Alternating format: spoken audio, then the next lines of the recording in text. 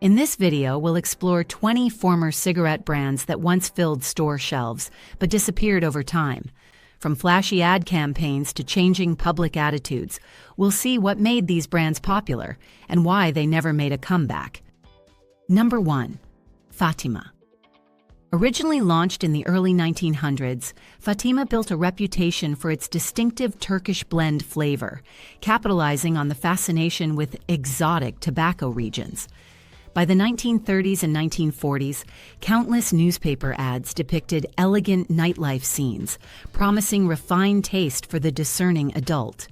Though Fatima's popularity carried into the 1950s, younger baby boomers gravitated toward bolder marketing campaigns that overshadowed Fatima's more traditional style. The rise of modern filter cigarettes in the 1960s further marginalized it, since Fatima stuck to unfiltered options. Attempts to update packaging with sleek Art Deco influences couldn't retain consumer interest in a swiftly evolving market. By the 1970s, distribution dwindled in favor of newer brands with flashier TV ads and broader budgets. Collectors today still seek out Fatima tins and promotional items, reflecting that golden age when foreign-sounding names captured the imagination of an America curious about global flavors, yet increasingly drawn to mass marketing efforts. Number 2. Sweet Caporal. One of the oldest cigarette lines in America, Sweet Caporal found success in the late 19th and early 20th centuries by offering a mild tobacco blend and widely distributed baseball cards in its packs. By the 1930s, these cards had become cherished collector's items, a marketing masterstroke that locked the brand into nostalgic memory. However, as competition intensified and new manufacturing techniques emerged, Sweet Caporal struggled to modernize. Post-war consumer trends in the 1940s and 1950s demanded filter tips, bolder ad visuals, and diversified flavor profiles. Though it lingered into the mid-20th century, Sweet Caporal's lack of televised ad campaigns after the 1960s contributed to its fade. Younger generations of smokers preferred contemporary marketing approaches, leaving Sweet Caporal behind as a gentle relic, typically recalled in discussions about old America and vintage tobacco cards, fascinating but impractical in the face of rising health awareness. Number 3. Picayune. Popular in certain southern regions, Picayune cigarettes were known for their robust, almost harsh taste that appealed to longtime smokers. The brand's roots date back to the 19th century, but it sustained a niche following well into the 1930s and 1940s, benefiting from local loyalty and word-of-mouth endorsements rather than flashy national commercials. As baby boomers came of age in the 1950s and 1960s, their tastes leaned toward smoother blends and appealing TV promotions. Picayune's limited distribution and strong flavor profile became liabilities in a market driven by heavy advertising budgets and gentler smoking experiences. While Picayune tried minor rebrandings in the 1960s, tweaking its packaging and exploring milder variations, these efforts lacked the momentum to catch on widely. By the 1970s, it was increasingly rare to spot Picayune outside of a few specialty shops. Today, the brand's memory primarily survives among tobacco historians and older individuals who recall the days when local identity and a distinct bite still had commercial appeal. Number 4. Wings. Introduced by a major American tobacco company in the 1920s, Wings targeted cost-conscious customers through low pricing and no-frills marketing. During the Depression era of the 1930s, the brand achieved moderate success, viewed by many as a wallet-friendly alternative in economically tough times. In the 1940s, packaging updates sought to capture a sense of patriotic spirit, aligning with the World War II homefront narrative. However, by the 1950s, competition ramped up, with mainstream companies rolling out filter tips and sophisticated ad campaigns on radio and TV. Wings attempted to adapt by releasing limited edition pack designs referencing aviation and retro air travel imagery, hoping to stand out among new arrivals saturating store shelves. Still, with baby boomers gravitating to more modern, glitzy brands in the 1960s, Wing's plain, thrifty identity became outdated. Declining sales carried into the 1970s, ensuring that the brand disappeared from most markets, re-emerging only in historical discussions of discount labels tied to early 20th century America. Number 5. Helmar. Originally promoted in the 1910s and 1920s with decorative and colorful packaging, Helmar cigarettes employed exotic references to Middle Eastern tobacco leaves, hoping to intrigue an audience fascinated by faraway cultures. By the 1930s, Helmar's relatively smooth profile garnered some favor among older adults who preferred subtle aromatic notes over strong hits of nicotine. However, by the 1940s and 1950s, the marketing landscape shifted rapidly. Radio jingles, Hollywood tie-ins, and national ad campaigns spurred big-name brands to dominate shelves. Without robust promotional support, Helmar's presence dwindled, especially as younger consumers in the post-war era flocked to innovative designs and catchy slogans. Attempts to launch menthol versions in the 1960s failed to gain traction, given stiff competition from well-established menthol pioneers. Finally, by the 1970s, Helmar was largely a footnote, occasionally cited by nostalgia buffs who remember spotting it in old commercials or seeing a dusty pack in a grandparent's cabinet. Its retreat from mainstream popularity exemplifies how specialized branding once thrived before mass media overshadowed smaller tobacco players. Number 6. Buckingham. Promising a hint of upscale flair in its name, Buckingham angled for mid-range smokers who sought sophistication without paying premium brand prices. Launched in the 1930s, it featured crest-inspired packaging and subdued color palettes reminiscent of aristocratic emblems.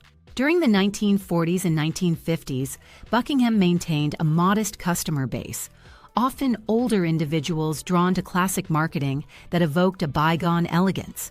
Yet, as rock and roll culture surged in the 1960s, bringing lively youth marketing and rebellious imagery, Buckingham's aristocratic tone felt antiquated. Without big celebrity endorsements or flamboyant promotions, it slowly fell behind. By the 1970s, Buckingham's quiet presence evaporated from major convenience stores, overshadowed by stronger brand identities that capitalized on dynamic visuals and broad distribution deals.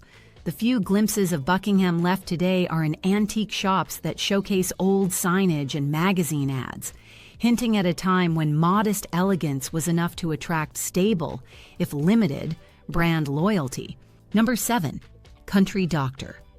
A niche brand introduced in the mid-20th century, Country Doctor took a bold approach by leaning on an image of rural wholesomeness. Early ads showed pastoral scenes, barnyard vistas, and kindly figures in old-fashioned doctor's coats, implying a certain pure or simple character. In the 1950s, at a moment when rural nostalgia held sway in parts of the American consciousness, the brand found a pocket of popularity. However, the tide turned in the 1960s as America's youth idolized rock and roll, modern cityscapes, and edgy artistic styles. Country Doctor's brand identity felt outdated and, without innovative ad campaigns, it slipped from consumer awareness. By the 1970s, scrutiny of health risks in advertising further chipped away at the feasibility of using medical imagery, leaving Country Doctor in an awkward position. Soon after, the brand vanished completely, leaving behind only sporadic references in archived publications and a handful of dusty promotional posters in local flea markets. Number 8. Diplomat. Unveiled in the 1950s, Diplomat sought to attract cosmopolitan adults with subtle illusions of globe-trotting and refined tastes. Packaging featured minimalist designs that highlighted global landmarks. Think stylized silhouettes of famous European cityscapes.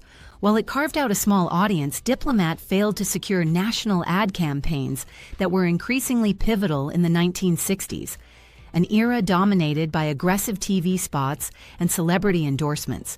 Baby boomers, enthralled by pop culture and fast-paced lifestyles, showed little interest in Diplomat's subdued aura of worldly maturity. Despite sporadic attempts at rebranding, introducing updated logos and test-running slogan-based marketing, the brand never achieved mainstream recognition. By the 1970s, Diplomat was phased out amid stiff competition from large corporations pouring resources into edgy visuals and modern flavor variants. Collectors of mid-century design sometimes stumble across Diplomat's old packaging, a snapshot of how certain labels flirted with upscale travel motifs, yet couldn't compete when the marketing spotlight moved elsewhere. Number 9. Tuxedo. A brand that predated the widespread rise of filter tips, Tuxedo originated in the early 20th century as a pipe tobacco label before branching into the cigarette market. Known for its black and white branding reminiscent of formal wear, Tuxedo aimed at older traditional smokers during the 1920s and 30s, when dapper men's fashion still captured the public's imagination. Through the 1940s and 1950s, the brand occasionally appeared in local ads, showing well-dressed couples in glamorous ballrooms, leveraging the Golden Age's fascination with old Hollywood aesthetics. However, by the 1960s, a wave of rebellious youth culture, anti-establishment sentiments, and colorful branding overshadowed Tuxedo's refined undertones. Attempts to modernize with funkier fonts or a breezier ad style did little to resonate with baby boomers exploring rock and roll. By the 1970s, Tuxedo receded from most markets, leaving behind a handful of stylized tins and ephemeral references in vintage lifestyle forums. Number 10. Sano. Aimed at health-conscious smokers long before mainstream light cigarettes gained traction, Sano touted innovative tobacco processes that reduced nicotine content. Sweet Caporal struggled to modernize. Post-war consumer trends in the 1940s and 1950s demanded filter tips, bolder ad visuals, and diversified flavor profiles. Though it lingered into the Initially, it drew curiosity from older adults and cautious newcomers. Still, as the 1960s and 1970s progressed, major brands introduced widely promoted low-tar lines that overshadowed Sano's modest marketing budget. Baby boomers seeking recognizable, big-name alternatives typically bypassed smaller, health-oriented labels. Furthermore, stricter advertising regulations in the 1970s hindered Sano's ability to differentiate itself effectively. By the late 1970s, the brand's distribution collapsed. Sano remains a historical footnote, an early glimpse at how tobacco companies tried to address emerging consumer health fears, but lacked the firepower to truly compete with industry titans. Number 11. Life. An offbeat label launched at a time when brand names like Life seemed to promise vitality. The cigarette attempted to harness an optimistic connotation during the 1950s. Marketers used bright packaging, featuring sunrise motifs and airy, uplifting text. Although it briefly carved out an audience looking for something less conventional, Life never achieved the staying power of mainstream heavyweights. By the 1960s, with the introduction of comedic and celebrity-endorsed commercials, the brand's understated approach looked dated. Younger demographics, including baby boomers, showed little loyalty to a product that lacked cultural clout or memorable slogans. Efforts to produce a filter version under the same name in the early 1970s did little to regain traction. Soon, Life vanished from store shelves, overshadowed by the increasing sophistication of tobacco marketing. Surviving packs sometimes appear in vintage eBay listings, a humble testament to a time when simple, even naive brand messages could still find a niche. Number 12. Marvel. Known in certain pockets of the Northeast U.S., Marvel cigarettes hit the scene in the 1930s, sporting eye-catching red and white packaging. The brand used small, localized ad campaigns in newspapers and corner store banners to reach working-class consumers who appreciated moderate cost. Marvel thrived in older industrial regions during the 1940s, appealing to factory workers seeking a reliable smoke. But it never made a big national push, missing out on the lucrative new mediums, radio jingles, television commercials, that propelled bigger names into the limelight. In the 1950s, Marvel attempted a brief redesign featuring streamlined graphics to keep pace with modern tastes. Unfortunately, by the 1960s and 1970s, brand consolidation swallowed smaller labels with minimal brand equity. Marvel found itself dropped from supply chains that favored more robust or better promoted cigarettes. Few references linger today, though dedicated tobacco historians occasionally uncover vintage Marvel signage, reminding us how quickly small regional favorites can be eclipsed once corporate giants step onto the stage. Number 13. Zubelda. A lesser-known brand with a Middle Eastern flair in both name and packaging, Zubelda used lavish gold and ornate patterns to evoke an exotic aura. Popular in select urban markets during the 1940s, its ad campaigns ran in foreign-language newspapers catering to immigrant communities. Through the 1950s, it inched into a few mainstream stores, sometimes featuring in short-run radio spots that highlighted its unique aromatic taste. However, come the 1960s, the brand's limited capital couldn't keep up with emerging mass-marketing juggernauts. Baby boomers also gravitated toward local pop culture references rather than old-world mystique. Zubelda's final attempts to tweak its image in the early 1970s faltered, and retailer support collapsed. Now it lives on mostly as an obscure collectible, a reflection of a time when smaller regional labels tried to stand out by leveraging global influences that later succumbed to uniform tastes and the unstoppable force of consolidation. Number 14. Manor. Introduced in the mid-20th century, Manor adopted a subdued design, targeting a demographic that appreciated simple elegance. The brand employed an understated color palette, soft grays and blues, unlike many loud, brash competitors. Ads in the 1950s showed well-dressed men and women enjoying Manor in the parlors of stately homes, hinting at upper-middle-class refinement. But as American culture turned toward suburban sprawl, drive-ins, and rock and roll in the late 1950s and 1960s, Manor's old money appeal had less resonance. Without significant sponsorship or television presence, its fan base eroded. Incremental rebranding efforts in the 1960s, including a switch to sharper lettering and the introduction of a mild filter version, didn't reverse the downward trend. By the 1970s, the brand was essentially phased out. A scattering of vintage Manor ads in collectible magazines capture that calm, polite aesthetic which proved ill-suited for the swirling changes of post-war American life. Number 15. Beverly. Gaining mild traction in the 1950s, Beverly cigarettes were pitched as a fashionable accessory for women who enjoyed the glitz of big cities like Los Angeles and New York. Packaging in pastel hues and cursive fonts evoked a glamorous mood, reinforced by magazine spreads featuring elegant evening gowns and chic social gatherings. For a time, younger women drawn to the Hollywood mystique found Beverly's approach enticing. However, the brand never achieved the widespread acceptance of more heavily promoted lines with star-studded endorsements. By the 1960s, marketing constraints on tobacco intersected with a cultural wave that embraced unisex or rebellious aesthetics, leaving Beverly's feminine branding in an awkward spot. Sales slipped through the 1970s, and the product quietly disappeared. Old stock photos from mid-century tabloids occasionally include Beverly cigarettes as props, underscoring how a short-lived brand tried to marry class and mild indulgence, but failed to adapt to rapid cultural shifts. Number 16. Havatampa. Havatampa started as a cigar-focused line, well established in Florida's rich tobacco tradition, before branching into cigarettes in the mid-century era. While the cigar brand retained decent traction, the cigarette offshoot was short-lived, failing to convert enough smokers already loyal to big names.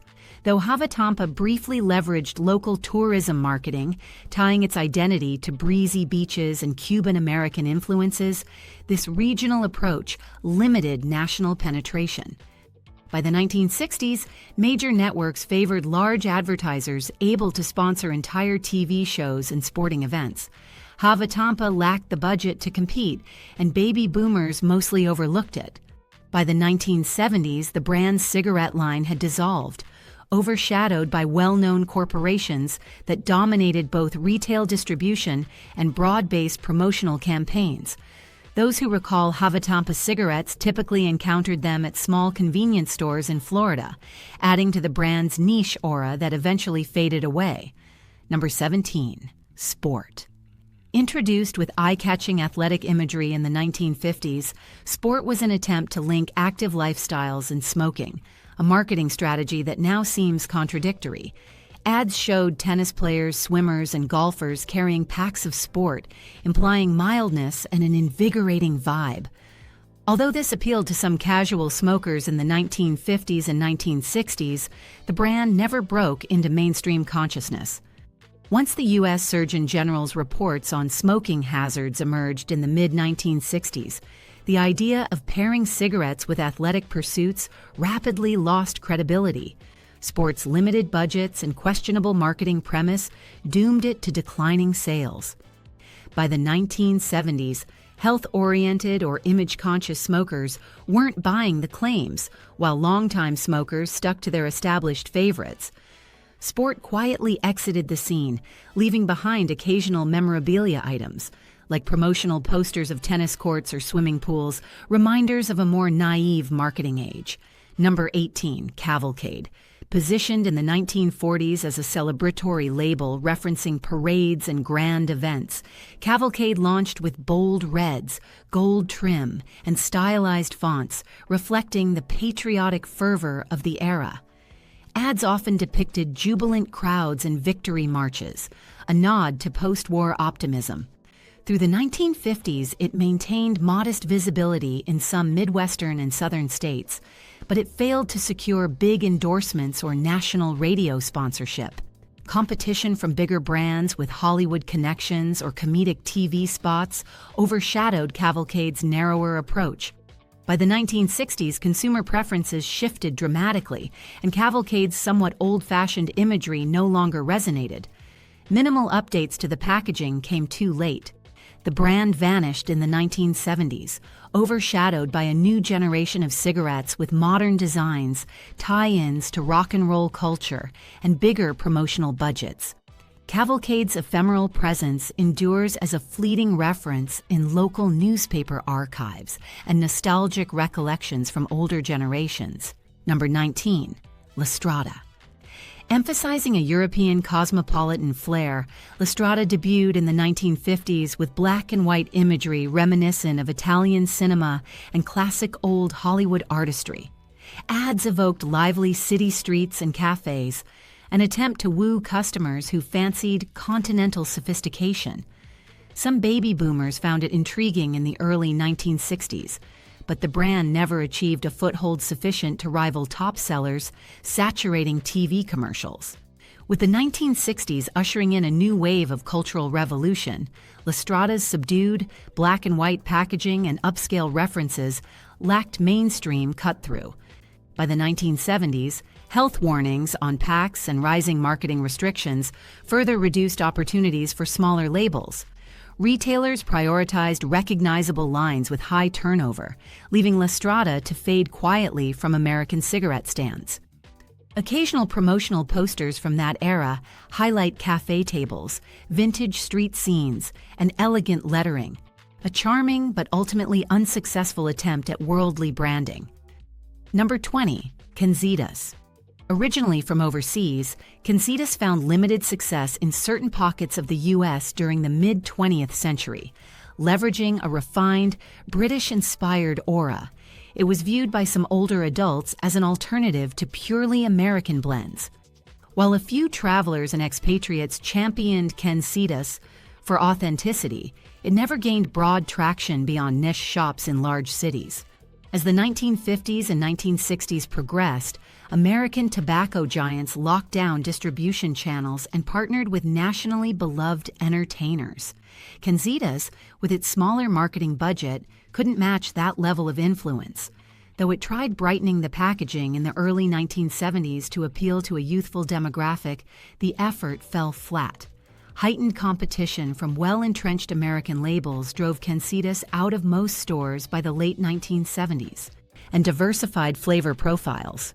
Though it lingered into the mid-20th century, Sweet Caporal's lack of televised ad campaigns after the 1960s contributed to its fade. Younger